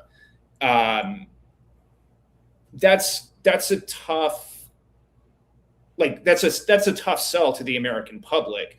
So I think mostly the messaging stuff is just trying to kind of massage a core group of kind of MAGA support to make sure you have you know, your flank is covered for this, and like you can point to the base and say this is what they want. That's my sense. Not that I don't want to put the cart before the horse. I think the decisions are being made at the top, and then the messaging is flowing downward, rather than the politicians getting confused by the messaging and then that influencing the decisions, if that makes sense. But if let's say with yourself, Adam, if you find that there is something that you end up disagreeing with, and I'm not even talking about Ukraine, just like some policy that, as Park said, is flowing downwards from above, and you have a choice, like, do I talk about it? Do I not talk about it? Because maybe my audience are kind of, you know, with this policy already, even if I think it's wrong. Like, it's a generally like a tough situation to be in. But is there, number one, wiggle room here? And number two, if there is wiggle room, how much of an effect, again, like the whole butterfly into tsunami, how much of an effect do you think that could have by I feel like I triggered you or something, because you've gone so deep into this, into what I said there. I said there, I think there's very little, not nothing, that the average person can do. And I still think that's true. I mean, I still think talking about things that are important, that you find important, is great and should be done, especially with people in your community. Nothing happens without communication and talking. So it's like, yeah, of course, you know, I don't mean to say like everyone should just shut up and just, you know, be in their own little bubbles. Like, I'm just talking about my own personal life, where my son is now the most important person in my life, and you know, I'm going to talk about what I enjoy talking about now, and I don't enjoy talking about politics anymore, or I don't even know if I ever really did. It was more just something that I felt needed to be talked about. Like, I think America would have been fucked if Kamala Harris won. I thought America. What do you think that's wrong? No, I completely agree. Look, there's nothing that's going to happen in this conversation that's this boring left versus right, Democrat versus Republican bullshit. That's over with, my friend. That's gone. I don't care about that. Right now, I see you as actually somebody who's kind of like a behind the scenes guy, in the sense that you know this world of people that talk to their audience, and you do notice that there are certain things that, you know, different tribal groups agree on, whether it's Hassan Piker and his, you know, group of degenerates, or, you know, whether it's American patriots who I think do want the very best for America. And I noticed that when it does come to the patriot side, I wish there would be more opportunities for somebody like Park to be brought in there and to have a long form discussion with people, and this is why I'm asking you, like, even though I'm not saying that you should be the one that's, leading the charge over here, I completely understand your situation. You still have the expertise from your years being within this thing to maybe help us figure out how this can happen. Because so far, from what I've seen, it has been kind of a bubble. It has been divided when it comes to, there's not going to be people that are going to be talking about things that are more pro-Ukraine, or talking about the Trump connection with, talking about the Epstein connection with Russia, almost as if there's like this cloud of censorship that just stops them from talking about anything that would make their audience react badly. I believe there is a way to be able to do something about that. And you know what, like, in such a way that if something that Park says is completely wrong, let's lay it out there. Let's show exactly who the whistleblowers are for case A, B, and C, and let's figure it out. The only problem is that it's slow. I may well be completely full of shit. I'm eager to find out in the future. I just want to say I have to jump off. Yeah, I gotta go. Yeah. Where can people find you? Having me. Find me on Twitter at HPMCD1. Excellent. And Adam, could you stick around for just a little bit? Yeah, sure. All right.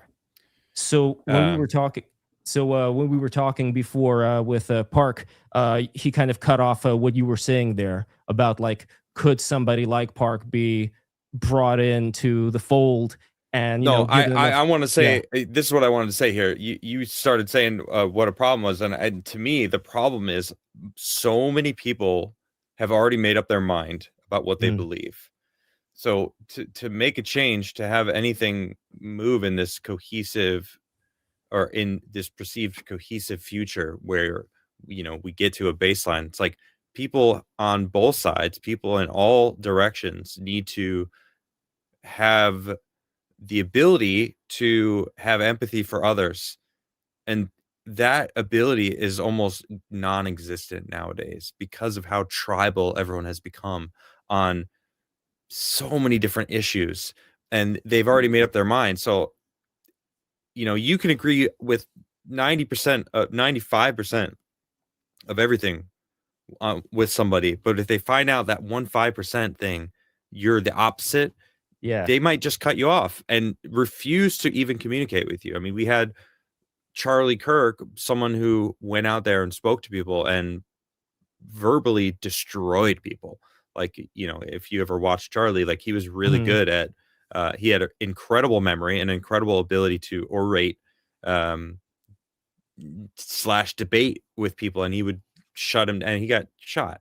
Now, whether or not it was a crazy leftist that shot him, or whether or not there was some sort of weird conspiracy, like, I'm not debating that, but he was one of the ones that was trying to go out there and change minds, right? So it's like, you're kind of damned if you do, you're kind of damned if you don't, right? It's like, so again, like, the best I can do is talk about what I enjoy talking about and try to give my son the best life that he has. No, but again, I'm not saying don't. No, I know we're already settled on that fact that right now you have a very important priority, as will I. When, knock on wood, I'll become a dad. You know what I mean? Like, there is nothing like what you've experienced. I can't even imagine what it would be like to be a dad right now. It must make every other thing that you've ever done in your life just like go from this to like, I don't know. At least that's kind of how I picture that fair, situation. Actually. But at the same time, you also, while talking about the things that you do like talking about, you do have the ability to be a kind of connector, whether, let's say, you're at a party, right? And you figure something out that, maybe slightly different than what the rest of the crowd believes there. We all have the ability to talk about that. And unfortunately, I find that if I'm at a party, there are people who are more like pro-MAGA. And if I do mention something about, Russia and Ukraine, they immediately shut down. Like, they don't want to hear anything about that. And you're right. Like, there are these bubbles that maybe. Are you on Ukraine side or Russia side in that whole aspect? Where do you think? If you can guess. I have no idea. I couldn't guess. Well, okay. I don't want to presume. No, it's fine. I'm solidly in the pro-Ukraine side. And I understand that there's been, you kind of understand it from me talking a lot about the MAGA people and their hesitancy when it comes to certain things from, people they would disagree with. And a lot of that does have to do today with Ukraine. And why, again, I see that in the Maslow's hierarchy of needs as being very important, where people talk about, how can we talk about Ukraine if we've got all these domestic issues here, is that I can never underestimate, and maybe this is just because I'm from the USSR originally, I can never underestimate what it means when there's a World War III type scenario in Eastern Europe, where what used to be the Soviet Union comes right back in there, and then all of a sudden you have these wine-sipping Europeans that want to save their own skin. They're not going to do anything about that, and now you got a much worse situation than if in the beginning the United States were to have armed Ukraine much better. So at least that's how I think about, which you could say, oh, that's this neo-war hawk position of trying to play the global chessboard. But at the same time, I kind of also think it's a cowardly way out to just say, well, I'm such a moral person, I don't want anybody to die, so I'm going to refuse to think about the repercussions of my decisions, which I do find there tends to be people within the anti-war side who are kind of like that, who think that their shit doesn't stink, and they're going to talk about how superior they are because they're not a war pig and they detest war. And it's all right, you could talk about that, but you don't know anything about Russia's ambition, about what it's been doing so far and what it's planning on doing. And you're talking about this stuff like you're the expert. So you see what I mean? That to me is a very big problem. Okay. Yeah, I mean, the whole Ukraine-Russia war is a completely different subject. And another rabbit hole. Oh, no, absolutely. But there is actually, since we are speaking about this, because this is kind of a personal thing, because my dad, he's a part Ukrainian, he's part Russian. My mom is half, I think she's a quarter Gypsy as well, and she's also a quarter Jewish. And we were from St. Petersburg. I was born in Russia. I was born in St. Petersburg. But we also have relatives who lived in those border areas, in the Donbass region? Donbass region, exactly. Okay. And the kind of stuff that we've seen coming through, whether it's Alex Jones or Tim Pool or you name it, it's been the complete inversion of what's actually been going on. So, for instance, these reports about Ukrainian troops killing, these innocent Russian speakers. The whole thing is very bizarre because, at least if we're talking about my relatives, they lived in complete peace and harmony. They spoke Russian. Their neighbors spoke Ukrainian. Nobody had any problem with each other. Most of the video that I was able to find on that whole subject was either it was doctored, where they put sound effects from a completely different video from a different country, or was something just showing some soldiers with guns, and the description said, here is the proof of the Ukrainians, shooting at the Russians. Nobody's shooting, people are just standing there.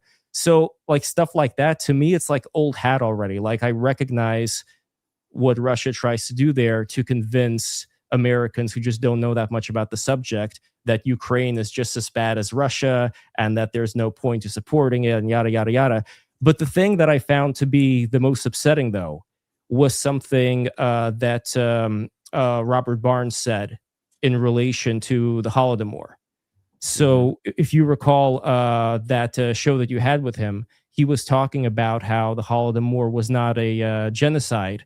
And he was also talking about how there was this book by this former spook, John Le Carre, this fictional novel called The Russia House, which talked about how you had these publishing houses in London who were manufacturing these Ukrainian nationalist propaganda books. And the thing that I found to be the most bizarre about this is that you have to understand the grandmothers that were living through the Holodomor, through these purges, who were Ukrainian. They weren't mute, they had a mouth. They were able to communicate their experiences to, their children and grandchildren. So as far as something like the Holodomor goes, I can give an example of the people that Stalin killed. So from Anne Applebaum's book, Red Famine, Stalin's War in Ukraine, Stalin had already arrested tens of thousands of Ukrainian teachers and intellectuals and removed Ukrainian language books from schools and libraries. She writes that the Soviet leader used the grain shortfall as an excuse for even more intense anti-Ukrainian repression. As Norris notes, the 1932 decree targeted Ukrainian saboteurs, ordered local officials to stop using the Ukrainian language in their correspondence, and crack down on Ukrainian cultural policies that had developed in the 1920s. So that was kind of like around the time when Ukraine got independence from the Russian Empire, because now we had the USSR. And in the beginning, Lenin was kind of favorable. Like, he didn't really care. Like, all right, they could be Ukrainians. It doesn't matter. You guys could have your own thing. And then he had the new economic policy and all that. But then when Stalin came in, he reversed all of that. And that's when the real repression started.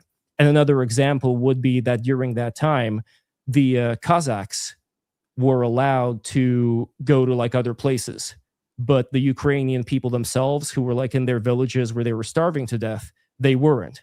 So Kazakhs had freedom of movement because Stalin, I guess, he didn't particularly care about genociding that particular group of people.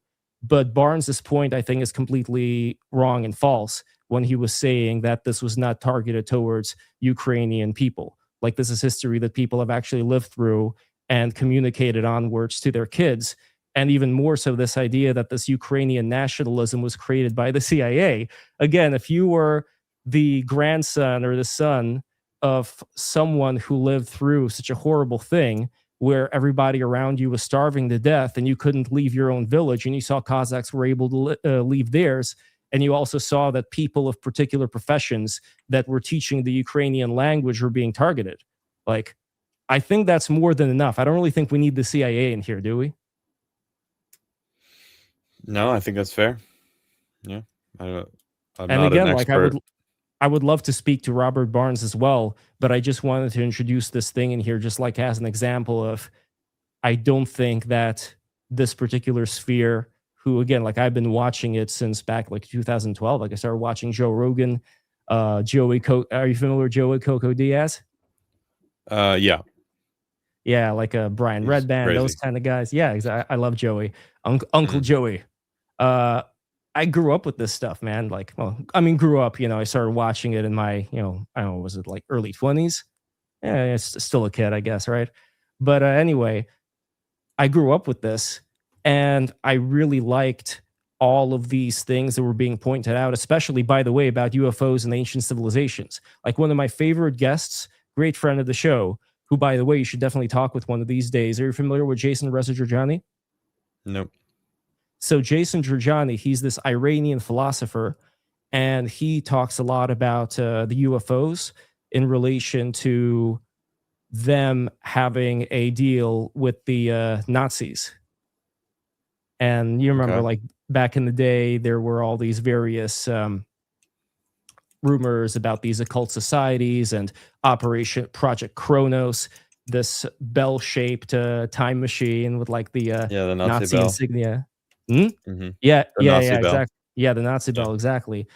And that kind of stuff to me is very interesting, along with things like Atlantis. Like, are you big on Atlantis? I mean, you like UFOs. How could you not like Atlantis? Well, no, it's not that I don't like Atlantis. It's like, I don't know what Atlantis is yet anymore. Like, it used to be this city, but now I think it's sorry, I think no problem. humans have forgot their past. I do think that there was a world-spanning empire. I think humans are a lot older than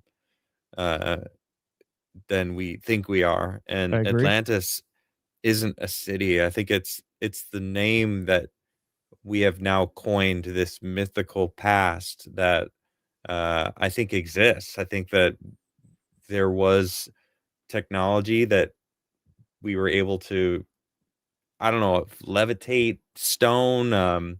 But I was just recently in Egypt, and I saw some of these things for myself. And were you with the Assyrian?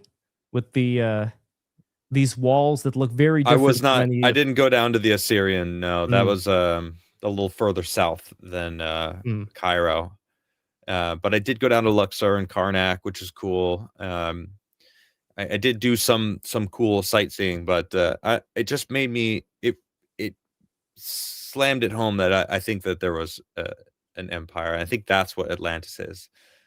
So. I definitely agree, and I think you'd find Jason's view of this to be very interesting too, because he sees these megalithic structures as kind of oppressive, where people look at them and say like, "Oh, this is so wonderful and beautiful." He sees in them this kind of timeless brutalism that to him is more of this idea of a top-down control system, where they weren't built by slaves. No, I never said slaves. I never said slaves. I think they were that's built what he's by... inferring, though. Not at all. If it's a top-down, well, then why would it be oppressive at all? Because the oppressivity comes later on. If we're talking about these so-called gods, the Anunnaki, these beings that were above humans, we have gods different. Were just the people that were using technology that the ones who didn't understand thought was magic. Everything's magic until we understand it. Well, he wouldn't whether see it's those Anunnaki, the Nephilim, No, but that's the thing. He wouldn't see those gods as being like space aliens or whatever, or like these etheric beings. He would also see them as being humans, albeit humans with powers that we right now are not able to unlock. I think that's fair, right? Like you could. I don't see that as oppression, though. That by itself is not oppression, but in terms of the kind of documentation that we have of how these beings acted, I mean, look back to the ancient Greek works of how they describe these gods, these devas. You had Zeus and the kind of bullshit he was up to. If we're talking about Yahweh, this guy who ordered the Hebrews to completely decimate that poor city of what's the name? I keep forgetting that city. It's in Israel right now. It'll come to me. Like they rotated around it and then they destroyed everybody in that city. If anybody in the chat knows who I'm talking about, like the city, except for this one prostitute and her family who they let go because she told them how to sneak into the city. So Jericho, thank you so much. Pawn to prizes. Yes, so the city is Jericho. So again, like examples of the ways that the Vedas acted, the Olympian gods acted, Yahweh acted, or the way that the so-called gods acted in South America, where there you have a very interesting situation. On one hand, you have Quetzalcoatl, who is this very nice, peaceful god that wants to bring civilization to the people there, but then he's kicked out by, I'll butcher the name, Texlapoca, something like that, Lord of the Smoking Mirror. And that guy, he's pretty bad. He's the one who ushers in all these human sacrifices and stuff like that. So it's a mixed bag. Like I wouldn't say like all of these so-called gods are, evil, but a lot of them, at least from what I'm getting, tend to be not that different from our politicians today if they had the same power. Like I think that kind of thing doesn't really change. Power corrupts, doesn't it? Exactly. Yeah. There we go. Yeah. So, I think I'm sleepy because it's 2 a.m. for me. Hug. Oh, that's right, Sweden. I think we're going to be drawing this to a close pretty soon then. But I did want to get like any final thoughts because again, very important for me in this stream, so that you don't feel like there's like some kind of an attack or trying to get you to say things that you don't believe in at all. Like I want pushback. You couldn't do that. Okay. Fair. No, fair that's one of my enough. strong points. I'm very firmly in my camp. Where subject would you to change, but for the future, where would you say that we've differed? Like on a point that a lot about, where I said some bullshit and I never said that. I never said you did say that, but I'm saying, has there been a point like that in the conversation where you feel like, oh, Lev's just talking about some bullshit here, and it's actually not that, it's actually that? No, there was a lot of information that I didn't know, a lot of names that you two were discussing that, I was just trying to keep track and, take in the knowledge. So I don't feel like I really added much. It was more of just trying to take in information. Yeah, I wasn't. No, fair enough. I'm not in a place of being knowledgeable enough about a lot of the things that we discussed tonight to be able to, have a counterpoint. I was just trying to add whatever I could. So no, fair enough. yeah, Do you thanks for think having me on. No, I really appreciate it. But do you think that this lack of these particular pieces of information also shows that there is this disconnect between these circles? And again, if you were to be somebody who would be like a behind the scenes figure that could connect other people who are more from the circle that may not have those particular pieces of information with people like myself or like Park, what would you say is the right strategy? What would you say we should do that we have not done? If our goal, again, it's not to dominate, it's not to like dunk on somebody, but it's just to present the information that we have and spend as much time as possible going through it with the people who do want to have the truth on their side and broadcast that truth to their audience. Well, that last sentence there is the key. It's finding those people. I mean, once you have a group of people that are willing to hear each other out, that's so difficult. If you're able to do that, you can make the change. It's like I can't answer that because I don't know how. How do you gather people that are already stuck in their ways? It's very difficult. Especially the older people get, the more they think they know, and the more they root down in their beliefs, and their worldview becomes fight or flight. They need to defend it, and their identity, their everything, it just kind of gets wrapped up. Or how they make money. Like if there are people who depend financially on saying certain things, and their boss or their audience would be mad at them otherwise. And we talked about this before, but is there any kind of, I don't know, cheat code? Is there any kind of thing you could possibly think of where they wouldn't lose their audience? They would be seen to be somebody that's upright and on the side of truth. Well, at the same time, if they do find out something new that contradicts what their audience or their boss may think, they could, try to balance all of it out. Is there anything in your experience that could be done here? Well, you seem to be defining some sort of like ultimate human, because the ability to do that, to go against your community, which I feel like most people are afraid to do. I do feel like I'm capable of doing that. I mean, I've disagreed with my friends. I feel like I got thrust into the limelight because I disagreed with Tim so much, and wasn't afraid to tell him. And some say I'm off the show because I wasn't a yes man. I think it was just about money, but that could be true also. Might have added to it, but who knows? I mean, yeah, we need people to be able to talk to each other. Yeah, exactly, Dolly. I mean, like that's no it, shit, right?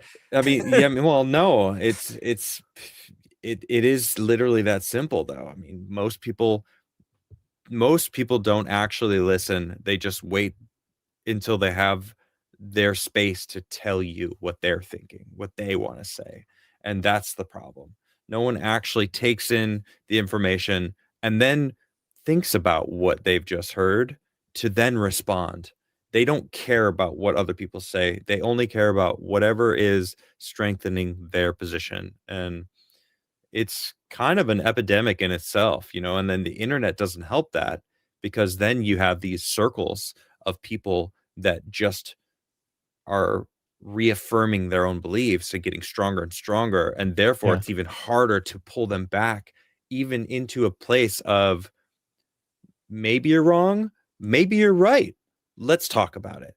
Right? So ego, yes. Yeah, Dalai Lama gets it. Ego. How do you destroy the ego of the human race? You can't. That's the problem. You can't. So, I mean, I've talked about this a lot. I have a lot of my good buddies they have kids or having kids. The best thing for the future is to teach our children that. Why do you think Democrats go after kids so strongly? Why do you think they indoctrinate children? Because the children are the future, and changing the culture of how kids see the world. You know, if I think that's just the key. I'll just leave it there. That's where my focus is. That's a great place to end it. I do feel a little bit disappointed that I wasn't able to talk about, because people are going to be on my ass about this, the Mega Group and Les Wexner and all that. Just real quickly, I'll say Meyer-Lansky Syndicate was associated during World War II with the OSS, precursor to the USA. Mob networks provided port access, smuggling routes, et cetera, et cetera. These channels were later on repurposed for covert support to Zionist militias, arms smuggling into Palestine. And then you had figures that were tied into this Lansky era who got into legitimate finance, then liquor and philanthropy. So you had people like Roy Cohn, for instance, who was the personal lawyer and fixer for the mob boss Fat Tony Salerno, who ran the Genovese family. And through the Salerno and Genovese circles, Cohn operated inside the post-Lansky organized crime ecosystem, the same one that Lansky helped build earlier. And he was a political power broker. We all know that he worked with Joseph McCarthy back in the day. And he was, of course, the personal mentor and legal fixer for Donald Trump in the 70s and 80s. So there's that also. And the other thing that I wanted to mention, and this has to do also with the Mega Group, which was with Les Wexner, who we talked about before, Bronfman, Lauder, Tisch, and they coordinated on Israeli policy, U.S. influence, yada, yada, yada. And Epstein was embedded inside the Mega Group through his friend Les Wexner. And by the way, a lot of the people who were like growing up with Les, who were like his old friends, when they were interviewed, they said, like, we don't know what the hell happened to this guy. He used to be such a wonderful dude. You know, we all used to hang out with each other, and now he's nowhere to be found. He's hanging out with this Epstein creep. So anyway, that's what happened there. And blah, blah, blah, blah, blah. Okay, last thing I wanted to say, and I will leave it at that, the technocratic side of Israel. Because again, people talk a lot about what are these technocratic elites that are trying to get at us. And you know what? Like, there is potential there, unfortunately, for this kind of thing to happen. So there was this group that I'm going to look it up right now. All of these notes here, Ehud Barak, blah, blah, blah, blah, blah. And by the way, everybody who's listening to this right now, make sure to smash that like button, smash that subscribe button, and click the bell. The bell is very important. And also patreon.com/breaktherules. Become a patron today, and I would be very appreciative. We have streams that are done in the city.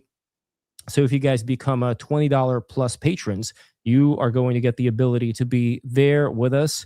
Adam, whenever you're going to be in the city, by the way, I would love to have you there with us. And to New York City, because I mean, New York City's not really in a good place right now, is it? Like with, by the way, I lived there for 12 years. I have very little interest in going back, especially with Mom Downey now. Yeah, it's not great. Those chickens are coming home to roost. Okay, here, I found it. So this is the last thing I wanted to say. U.S.-Israel Peter Thiel connection with Carbine. We know from mainstream business and financial reporting, TechCrunch, etc., that Ehud Barak and Peter Thiel's Founders Fund were investors in the Israeli emergency response and surveillance company Carbine, and that Jeffrey Epstein financially supported Barak during the period when Barak was involved in the company. We also know from Israeli business press, Cal Salist Tech, that Pinchas Berkus, a former commander of Israel's Signals Intelligence Unit 8200, served as an early stakeholder and later board member of Carbine. Calasis Tech and similar outlets also report that Carbine's technical leadership included figures with backgrounds in Israeli government cybersecurity, such as CTO Alex Dizengoff, who previously developed cybersecurity software for Israel's Prime Minister's office. Carbine itself was founded by veterans of Israel's military and security ecosystem. A common pattern in Israel's surveillance cybertech sector claims that specific founders such as Amir Lahai or Latai Lashem served in Unit 8200 and later worked in intelligence adjacent private firms have circulated in investigative reporting. though these details are more unevenly sourced in open mainstream outlets than Burchess's documented Unit A200 leadership role. Lastly, the broader issue is not whether any one individual is Mossad, but that embedding foreign-aligned security and surveillance technologies into the U.S. emergency response infrastructure normalizes structural access to civilian crisis data. It was like an emergency 911 type thing, and imports another country's security doctrine into American civil society without meaningful democratic oversight or consent. There we go. That's the Israel thing that I wanted to, I want to throw a bone to people. There's the big Israel, big tech taking over thing. And, it's not great. I don't like the fact that these people, are within the tech sector and they have control over people's data. I mean, who doesn't these days, right? But, it's not a great thing. But in terms of like the telos, what exactly results from this? At best, it results in certain jihadis being tracked, whatever, I don't give a shit. At worst, though, it may become like a China-Russia style technocracy where, anything criticizing the government you say, you're going to be tracked and arrested. None of us want that. None of us want that, so we have to fight against that. But at the same time, I don't see that as being as consequential in the near term as what's going on with geopolitics, whether it's Russia, whether it's Iran, because that really is like the big guns. Regardless of how you feel about it now, if you do imagine for a second that there is potential for a World War III scenario if Russia keeps going on, then hopefully you can sympathize with why this is a concern. Anyway, Adam, I've talked my ass off. Thank you so much for enduring this. Thank you so much for being as patient as an angel. Archangel, I really appreciate it, and thank you so much for being a father and having a son. And that's my pleasure. Yeah, that's the most important thing at the end of the day. One thing that I definitely hope to achieve soon. So anyway, well, guys, I hope that for you. Thank you so much, brother. The best thing that ever happened to me. Oh, and also, super chats over here. I am so sorry, Mr. Shiba guy. Do you know this guy, by the way, Byronson? Well, from earlier, yeah, but yeah, there we go.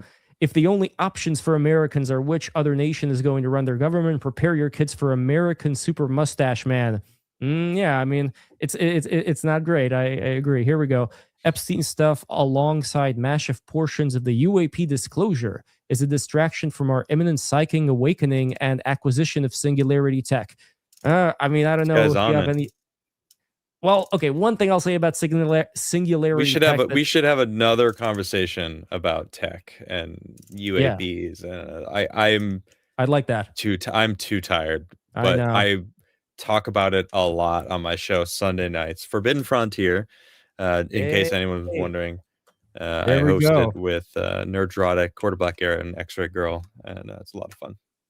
There we go, guys. Make sure to follow Adam Crigler, and on Twitter, X. Where are you on X? Adam Crigler, right? Yep, Adam Crigler everywhere, or the Crigler Show on YouTube. So there we go. Thank you. Although I would say UAPs are very dangerous. If an average Tom, Dick, and Harry in their backyard could make something that wipes out half of the world's oceans, that's a little bit scary. I'm just saying that's a little bit of a teaser. And by the way, we're going to have Adam Green on with Gnostic Informant on Friday.